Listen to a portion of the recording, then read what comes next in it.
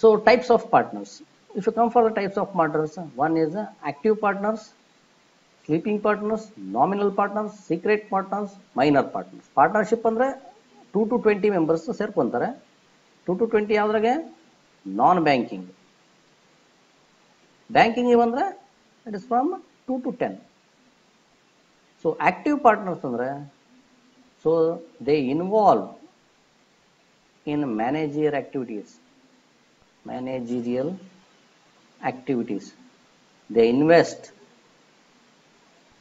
ಮಾಡ್ತಾರೆ ಅಂದರೆ ದುಡ್ಡು ಹಾಕ್ತಾರೆ, ಅಥವಾ ದುಡ್ಡು ಹಾಕ್ತಾರೆ, ಅವರು ಆರ್ಡರ್ ಮಾಡ್ತಾರೆ, ಮ್ಯಾನೇಜರಿಯಲ್ ಆಕ್ಟಿವಿಟೀಸ್ ಇನ್ವಾಲ್ವ್ ಆಗ್ತಾರೆ, ಎಲ್ಲದೂ ಮಾಡ್ತಾರೆ. ಯಾರಪ್ಪ ಅಂದ್ರೆ ಆಕ್ಟಿವ್ ಪಾರ್ಟ್ನರ್ಸ್. ಅದೇ ಸ್ಲೀಪಿಂಗ್ ಪಾರ್ಟ್ನರ್ಸು ದೇ ಇನ್ವೆಸ್ಟ್ ಅಷ್ಟೇ, ದುಡ್ಡು ಹಾಕಿಬಿಡ್ತಾರೆ, ಅವ್ರು ಯಾವುದಕ್ಕೂ ತಲೆ ಕೆಡಿಸ್ಕೊಳಲ್ಲ.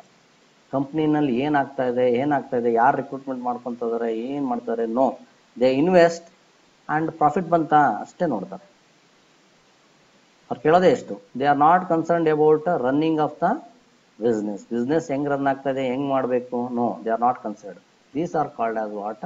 Sleeping partners. Next one is nominal partners. Nominal partners are very different. For example, ನೀವು ನೋಡಿರ್ಬೋದು, ನಾಮಿನಲ್ ವಿರಾಟ್ ಕೊಹ್ಲಿ ಯಾವುದೋ ಒಂದು ಬ್ಯಾಂಕಿಗೆ ಅವನು ಆ್ಯಡ್ ಕೊಡ್ತಾನೆ.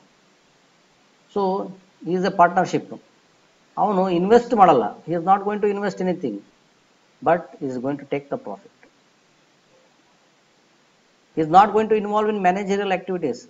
ಅದರೊಳಗಡೆ ಹೆಂಗ್ ಕೆಲಸ ಮಾಡಬೇಕು, ಏನು ಮಾಡಬೇಕು, ಯಾರನ್ನ ರಿಕ್ರೂಟ್ಮೆಂಟ್ ಮಾಡ್ಕೋಬೇಕು, ನೋ, ಏನೂ ಇನ್ವಾಲ್ವ್ಮೆಂಟ್ ಮಾಡಲ್ಲ. ಅವನೇನಿದೆ, ಬೈ ನೇಮ್ ಆಫ್ ಹಿಮ್, ಅವನಿಗೊಂದು ಹೆಸರಿದೆ. ಯಾರಿಗೆ? ವಿರಾಟ್ ಕೊಹ್ಲಿಗೆ ಒಂದು ಹೆಸರಿದೆ. ಆ ಹೆಸರಿಂದ ಆ ಕಂಪ್ನಿಗೆ ಆದಾಯ ಬರಂಗೆ ಮಾಡ್ತಾನೆ ಅವನು. ಅವ್ನು ಕೆಲಸ ಮಾಡ್ತಾನೆ, ವಿರಾಟ್ ಕೊಹ್ಲಿ ಒಂದು ಕಂಪ್ನಿ ಕೆಲಸ ಮಾಡ್ತಾ ಇದ್ದಾನೆ ಅಂದ್ರೆ ಏನಾಗುತ್ತೆ, yes, all we are going depositing the money over there, ಅಲ್ಲಿಗೆ ಹೋಗಿ ಹಾಕ್ತಾ ಇರ್ತೀವಿ. Like that, by their name they are going to make the profit to the company. From that point, they are going to share the profit from the company. So next one is secret partners. They are not investing, not sharing the profit. Profit to share ಮಾಡಲ್ಲ, investment ಹಾಕಲ್ಲ, but always they are going to managerial activities. ಏನಾದ್ರು suggestions ಬೇಕಾ, ಮತ್ತೆ decisions ಬೇಕಾದಾಗ ಅವರು ಏನ್ ಮಾಡ್ತಾ ಇರ್ತಾರೆ, ಕಂಪ್ನಿಗೆ ಕೊಡ್ತಾ ಇರ್ತಾರೆ. ಯಾವಾಗ? Secret partners. ಅವ್ರು ಯಾರು ಅಂತಲೂ ಗೊತ್ತಿರಲ್ಲ, ಬಟ್ ಸಜೆಷನ್ಸ್ ಮತ್ತೆ ಡಿಸಿಷನ್ಸ್ ಮಾಡ್ತಾ ಇರ್ತಾರೆ ಅವ್ರು ಕುತ್ಕೊಂಡು ಒಳಗಡೆ. ಜಸ್ಟ್ ಲೈಕ್ ಈಗ ಬಿಜೆಪಿನಲ್ಲಿ RSS ಪೀಪಲ್ ಹೆಂಗೆ ಇನ್ವಾಲ್ವ್ಮೆಂಟ್ ಆಗಿ ಸಜೆಷನ್ಸ್ ಕೊಟ್ಟು ಇದು ಮಾಡ್ತಾ ಇರ್ತಾರೋ, like that secret partners are like that. So minor partners. So minor partner means less than 18 years of age. ಇವ್ರು ಯಾರು ಇರ್ತಾರೋ, these peoples are called as what? Minor partners. So these are the different types of partners grouped together to earn the profit.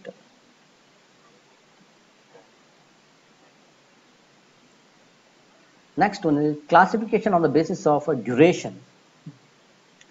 Partnership at will. This type of partnership exists at the will of partnership. Adu partners, idu partnership. Don't get confused. Types of partnership andre ಬೇರೆ, types of partners ಅಂದ್ರೆ ಬೇರೆ. This is partnership.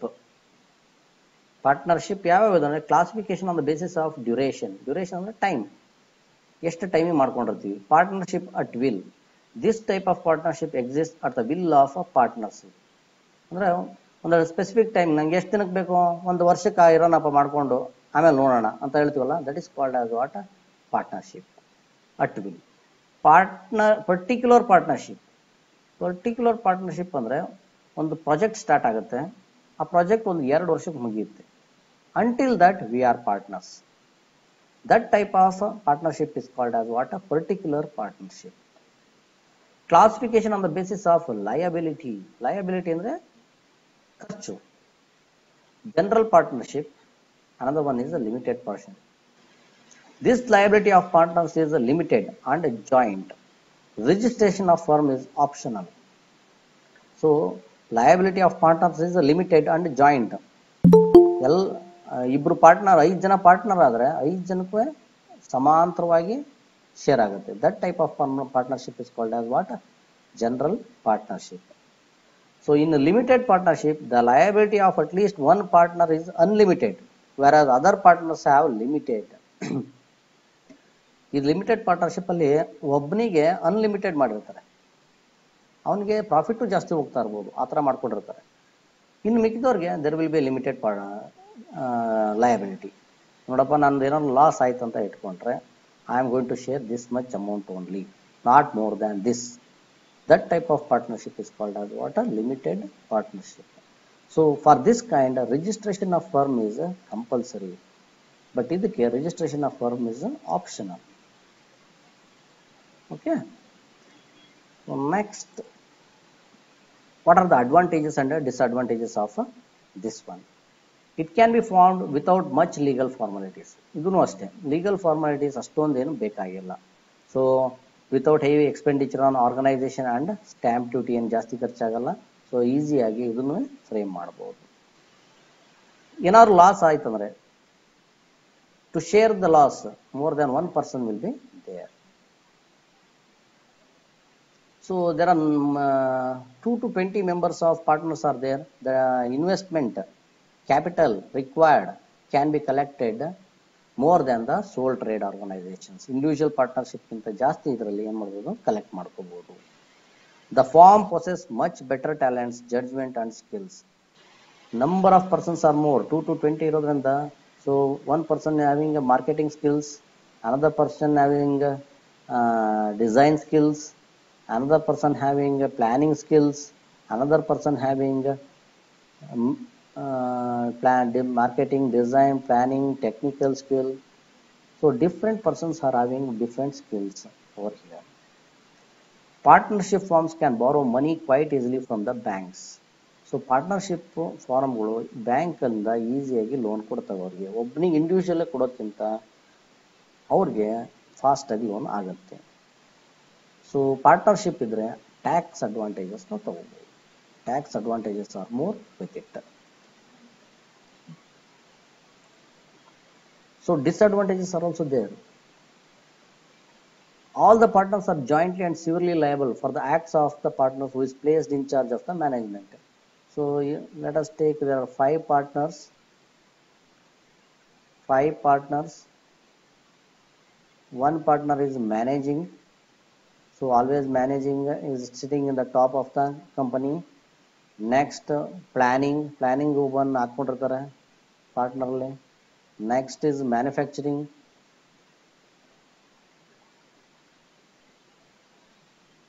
Next is marketing. Like that there will be. Managing partner some mistake ಮಾಡ್ತಾನೆ. Some mistake. If management fails, everything fails. So management some mistake ಮಾಡಿದಾಗ whole are responsible. All are going to be liable. So ಇವನೊಬ್ಬ ತಪ್ಪು ಮಾಡೋದ್ರಿಂದ ಇವರೆಲ್ಲರ ಮೇಲೆ ಏನಾಗುತ್ತೆ? ಪರಿಣಾಮ ಬೀರ್ತಾ ಹೋಗುತ್ತೆ. So authority being divided by the partners. Authority means what? Order, power. There is nothing but what? Authority means power. Power is shared. So ಒಬ್ಬರ ಹತ್ರ ಉಳ್ಕೊಳಲ್ಲ power. It is going to be shared. Danger of disagreement and distrust among the partners. So ಒಬ್ರಿಗೊಬ್ರಿಗೆ ಏನು ಮಾಡ್ಬೋದು? ಮನಸ್ತಾಪ ಬರುತ್ತೆ, ನಂಬಿಕೆ ಹೋಗುತ್ತೆ. That is also one of the important fact in partnership. Due to unlimited liability, risk involved is more. Unlimited liability ಅಂದರೆ ನಮ್ಮ ಏನಾದ್ರು ಲಾಸ್ ಆಯ್ತು ಅಂದರೆ ನಮ್ಮ ಮನೆ ಆಸ್ತಿ ಪಾಸ್ತಿ ಮೇಲೂ ಅಕ್ವೈರ್ ಮಾಡೋವಂಥ ಪರಿಣಾಮ ಬೀರುತ್ತೆ. So liability risk is more. These are the disadvantages of partnership organization. So you can observe the difference between those things. So it is a single person, it is jointly owned by 2 or more persons. No profit sharing, profit sharing between the partners, profit share ಆಗುತ್ತೆ. ಇಲ್ಲಿ ಒಬ್ಬರೇ owner ಇರ್ತಾರೆ, ಇಲ್ಲಿ partners ಆಗಿ ಕರೀತಾರೆ, ಓನರ್ಸ್ನೆಲ್ಲ. Liabilities, unlimited liability, here also unlimited liability, but it is shared by only one proprietor, it is shared by the partners. Death of a individual comes to an end, here death of an individual doesn't comes to an end. Conflicts, there are no conflicts here because he is single person idane, yaar jotenu jagala adangilla, but here the conflict may arise. Risk and return, there is only single owner, risk is assumed him solely and returns are less. Here risk and returns are shared by the partners. So these are the difference between sole and partnership organization. So thank you.